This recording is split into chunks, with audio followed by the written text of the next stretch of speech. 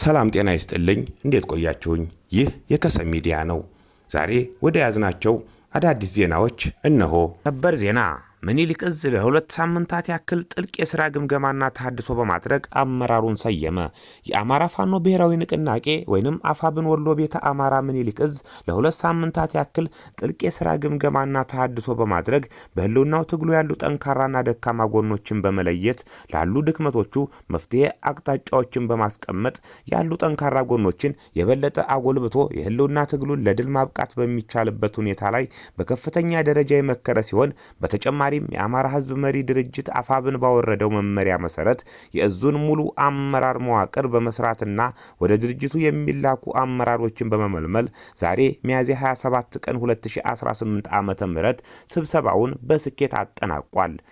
መሆኑም ምኒልክ ዕዝ የአማራ ህዝብ መሪ ድርጅት አፋብን ያወረደውን መመሪያ ተግባራዊ በማድረግ መዋቅሩን መስራቱ ድርጅቱን መመስረት ከማስያዝ እና ከመትከል አንጻር ያለውን ሚና ከፍተኛ መሆኑን በጽኑ በማመኑ የቤት ስራውን ለመስራት የበቃ ሲሆን ያለንበት ጊዜ የህልውናው ትግሉን የሽግግር ወቅት በመሆኑ ፊታውራሪ ድርሳን ብርሃኔ የምኒልክ ዕዝ ሰብሳቢ በማድረግ ሾሟል። ዜና የሸዋ ጠቅላይ ግዛት አሳምነው ዕዝ ዛሬ ታላቅ ድልን ተቀናጀ። ጠቅላይ ግዛት አሳምነው ዕዝ ኤፍራታና ግድም ወረዳ ማጀቴና አካባቢዋ ከትናንትና ሚያዝያ 26 2018 ዓ.ም ጎሲ ቀድ ጀምሮ የተቀሰቀሰው ከፍተኛ ውጊያ እስከዚህ ሰዓት ድረስ በአስደናቂ የፋኖ ጀግንነት እየመከተ ይገኛል። በዚህም ከኮምቦልቻ፣ ከኬሚሴ፣ ከአጣዬና ከመሃል ሜዳ የተሰበሰበው የአብይ አህመድ አየር ወለድ ኮማንዶ ኃይል በአራት አቅጣጫ ወረራ ለመፈጸም ቢሞክርም በቦታው የሚገኙት የፋኖ ክፍለ ጦሮች በብርቱ ጥቃት ተቀጥቅጦ ወደ መጣበት እንዲመለስ ተደርጓል። በማጀቴ ቀጠና መስኖና ጅጉቢ እንዲሁም አንቃር ኮበኮብ በተለይም ካብሰራምባ አካባቢ 7 ክፍለ ጦር እና አጼ ኩኖ አምላክ ክፍለ ጦር የጠላትን ጥቃት በጽናት ሲመክቱ ውለዋል።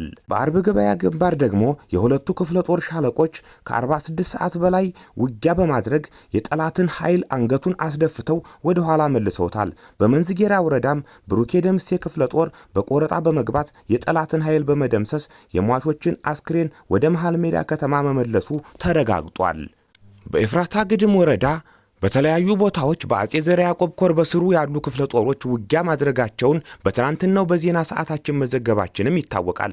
በዚህ አውደ ውጊያ አድማሱን አስፍቶ በቀጠለው በአንቦበር ወተጋ ቀበሌ አመጃ ገብርኤል በተባለው ቦታ የመሐመድ ቢሆነኝ ኮር አካል የሆነችው ደጃዝማች ተሰማ እርገጤ ክፍለ ጦር አስማረ ዳኜ ሻለቃ ጠላትን ምሽጉ ድረስ ዘልቀው በመግባት በጠላት ላይ ሰብአዊና ቁሳዊ ጉዳት ደርሶበታል። ጠላትም የደረሰበትን ጉዳት መቋቋም ሲያቅተው ከፊት ያለውን ምሽግ ለቆ ሌላ ምሽግ ገንብቶ ይገኛል። ሆኖም የኦህዴድ የብልጽግና አማራ ጠል ወራሪ ሰራዊት መንገድ እየመራ የመጣው የአረጋ ከበደ ምስለን የሚሊሻና መከላከያ ተደምስሰው ለጅብ እራት መሆናቸውን በካራ ለጎማ ናዝሩት በተባለ ቦታ ላይ የአይን እማኞች መረጃ አድርሰውናል። በዚህም በካራ ለጎማ ዱልት ቀበሌ ናዝሩት በተባለ ቦታ ከተደመሰሱት የጠላት ኃይል መካከል አንደኛው ከ5 በላይ የመከላከያ አስክሬን በአይን የታየ አንድ ቦታ ላይ፣ ሁለተኛ ተፈራ አበባው ሚሊሻ የነበረ በማህበረሰቡ የተቀበረ፣ ሶስተኛ ሀብቴ የተባለ የቀድሞው ልዩ ኃይል የነበረ አሁን ሚሊሻ ጽፈት ቤት ላይ የሰላም አስከባሪ እና አስተባባሪ የሆነ በማህበረሰቡ የተቀበረ፣ አራተኛ ስሙ ያልታወቀው ሚሊሻ ጅብ ግማሽ አካሉን በልቶት የተረፈውን አካል በማህበረሰቡ የተቀበረ፣ አምስተኛው 3 ሚሊሻ ስማቸው ያልታወቀ አጣዬ አማኑኤል ቤተክርስቲያን የተቀበሩ። የአሳምነው ዕዝ አናብስቶች ዛሬም ከትናንትና ያለ እረፍት የአብይ አህመድ አየር ወለድ አራዊት ሰራዊት እና ጥምር ጦር ብሎ የሚጠራውን ኃይል እና የኤፍራታ ግድም ወረዳ ምክትል አስተዳዳሪና ሰላምና ደህንነት ኃላፊ በተለይም በኤፍራታ ግድም ወረዳ ህፃናት በማሰር የብአዴንን ስራ አስፈጻሚ ሆኖ የአማራን ህዝብ እያስለቀሰ የሚገኘውን ባንዳውን ወንድሙ ካሳን ጨምሮ ያስለቀሰ ውጊያ የነበረ ሲሆን የብአዴን ቅጥረኛ ኃይል በገባበት ገብተው በግንባር ድል እያስመዘገቡ ይገኛል።